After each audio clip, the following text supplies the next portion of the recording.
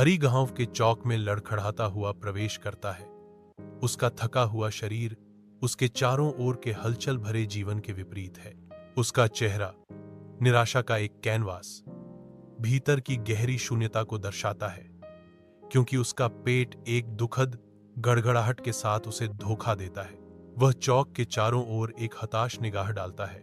उसकी आंखें भूख से राहत के किसी भी संकेत की तलाश में हैं जो उसे जकड़ लेती है। अदृश्य और अनसुना, हरी उनके बीच एक भूत बना हुआ है। उसकी पीढ़ा गांव के जीवंत हृदय में एक मौन गूंज है। प्राचीन पेड़ के नीचे हरी निश्चल पड़ा है। उसकी सांस उथली है। उसकी ताकत पूरी तरह से खत्म हो गई है। आशा की एक झलक तब दिखाई देती है जब राजू आता है। उसके छोटे हाथ पोषण का एक विनम्र उपहार देते हैं। राजू की आवाज नरम लेकिन साफ चुप्पी तोड़ती है। अंकल, इसे खाओ।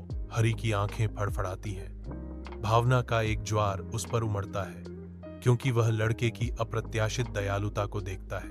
आंसू से उसकी दृष्टि धुंधली हो जाती है, जो उसकी कृतज्ञता और निराशा की गहराई का मूक प्रमाण है।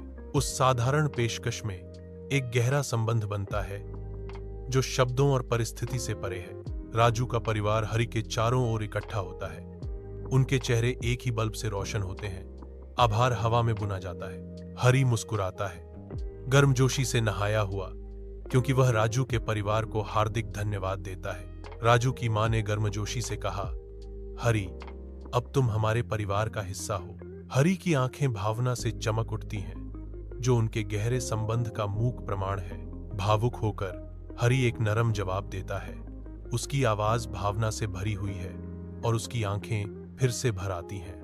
हल्की रोशनी का धीमा झूलना नाचते हुए छायांकन करता है, जो इस पल की अंतरंगता और भेद्यता को रेखांकित करता है।